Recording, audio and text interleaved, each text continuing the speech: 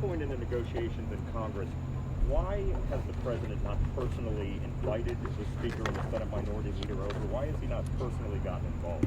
Do you think that would help? No. He is personally involved, and you know that. He's the President of the United States. He's ready to sign into law relief packages. He was ready last Friday to do a 1-week extension of the $600 benefit, and the Democrats said no. They didn't say no. They think they're saying no to him.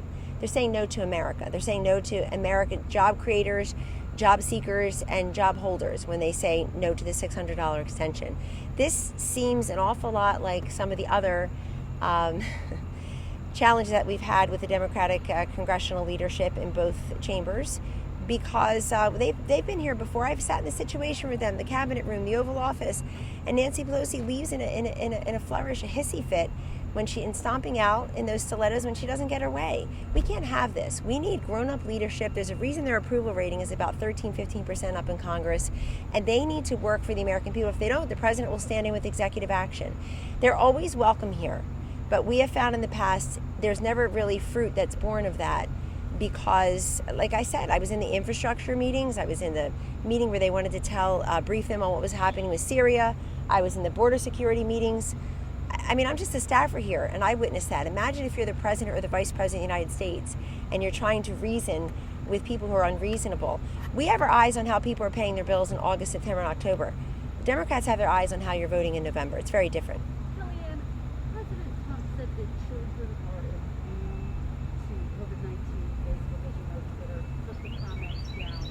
Putting aside the campaign piece of this, does the president need to be more precise when he's talking about this virus and this? Well, the president said many things about the virus and kids, including quoting Governor Phil Murphy, Democrat of New Jersey, who informed the president, I think either while he was here in the Oval Office or over dinner at Bedminster, Kristen, that in all of New Jersey, second hardest hit state at the peak, only one child under 18, a complete tragedy, God forbid, God rest his or her soul.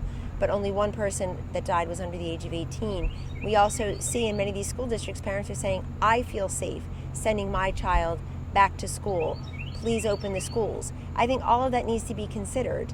We also hear from the doctors that I heard early on in one of the task force meetings, quote, youth is a, quote, protective cover. So we heard many things from our own doctors on the task force. There's no question that the average age, I'm told as of yesterday, the average age of a death in this country is still about 73 or 78. I have to go back and check.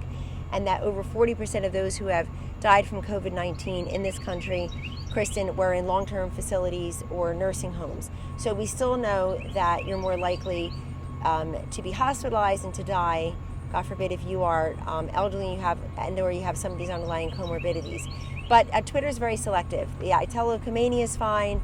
They still have tweets up at CNN. Joe, I checked this morning, December 10th, 2017. One of your anchors still has a tweet up that on that show that day, Adam Schiff said there is unbelievable evidence of collusion. We're still looking for it. The tweet is still up. The WHO tweeted in January something that I think was the big lie of the year that affected each and every one of us, which is that there's no evidence of human-to-human contact through COVID-19. Are we kidding? And I'm sure the biggest lie of the last 10 years by Obama and Biden, that you can keep your plan, keep your doctor, probably survives in a tweet somewhere. So there's very selective shadow banning, removal of tweets for really the one man who's made Twitter the most popular of all, and who has over 200 million followers on all social media platforms. I guess the broader question, though, is are you concerned at all, as the White House concerned, is the president concerned about making statements that may not be 100% precise? The president, again, saying that the virus would disappear yesterday. Does he need to clarify those comments? The president says many things at a given day. He had a whole briefing yesterday on COVID-19. At least he's answering questions. His opponent is hiding. We have no idea why. They want to hide the candidate. They want to hide your ballot. They want to hide the convention. They want to hide the debates. They want to hide whatever's wrong with him. And they want to hide whatever his positions are. At least you have a president who's out there taking your questions in the briefing room. And I know you asked him that and he answered it. Leisha? Just to follow up on Kelly's question, who's the president, and we understand that you keep talking about... I'm sorry, who's Kelly? Kellyanne. Oh, you said follow up on Kelly's question. sorry. That's okay. She's not here. Obviously, there's A lot of news, a lot of cases.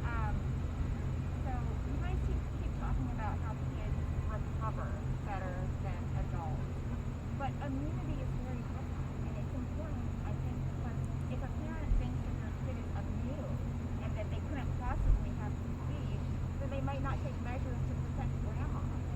there's no evidence that people think that. They've been listening to the president of the task force for months now. For months now, Wasia, they're going to know everything we've told people to do, which is wear a mask, including kids, socially distance, practice hygiene. I was in the Oval Office of the Coronavirus Task Force meeting 2 short days ago when Dr. Fauci went through the 6 things he thinks Americans can do, including children, to, again, slow the spread, mitigate, before we can eradicate through these therapeutics and vaccines, which through the president's Operation Warp Speed are at a pace and a progress level that nobody's ever seen. Dr. Francis Collins has been at NIH for decades and decades. He said he's never seen anything come together like this in the past. So that's great for everyone. That will eradicate it, hopefully one day through a vaccine. Until we get there, we're mitigating it through these measures that Dr. Fauci and others are now saying. They weren't always for masks. They weren't always saying the same things about everything, but we're, I think, all connecting the messaging now.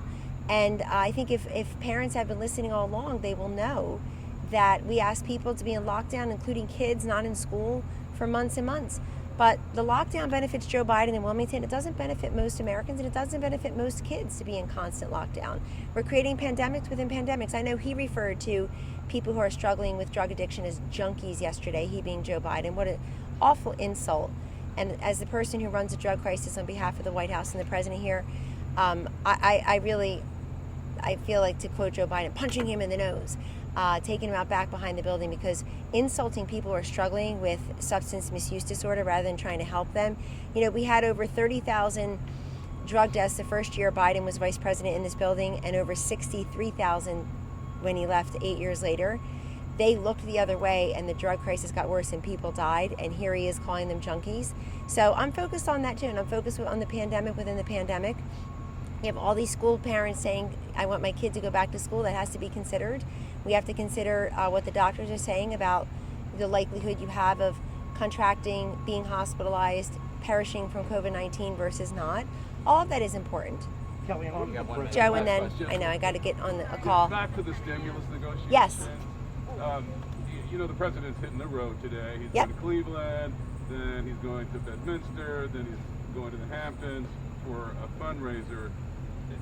If he's so involved in the negotiations, why is he doing all this stuff? And shouldn't he be here? You're kidding, right? You know, his phone works. You know, Congress wasn't here for months. You're fine. It sounds like with them not working, even though they're funded by the taxpayer, them voting remotely, which had never happened before, totally unnecessary. So they finally show up, and he's not allowed to go to Cleveland to Whirlpool, a company that he helped save. Joe Biden emptied out the factories of jobs and wealth and dignity and industry and innovation. And this president, through a tariff a few years ago on washing machines, helped to create 200 jobs at Whirlpool. And then today we'll be at Whirlpool talking about how imperative it is to develop medical countermeasures and essential medicines here in this country with American hands and American workers, and not outsource that to countries, including those who spread the virus and lie about it. And we also want to bring a lot of that pharmaceutical production back here. And that's what today is about. The president has a couple stops in Ohio. He'll be raising money. Are you suggesting that he should shelter in place in his home the way Joe Biden is, and just raise money from there and just insult African-American journalists, as he's done twice in the last couple of months alone? I'm sure that bothers you. It bothers the hell out of me. If he's so involved in the negotiations, shouldn't he be here? Because Here at the White House while Nancy Pelosi's on TV anyway? Or, you know, she spent a lot of her time in San Francisco the last few months while we were here working every single day, including weekends. So I don't think, we're not going to compare where the Democratic congressional leaders were since February or March versus where the president has been here 7 days a week in that task force, in that Oval Office, working, and you see the fruits of that, because we have. Pardon? Why not invite them here just to take the high road? If Pelosi and Schumer don't want to show up, then that's on them. Yeah, if they want to come here and have a productive conversation, that's great. You guys want them to come here in their fancy clothes and stand right there and talk to you about the deadlock and the roadblocks and as I said, and I'll say it again before I walk inside, I'll say it as I'm walking inside. We're about a minute past. That they've been here before. Pelosi's been here for 2 infrastructure meetings.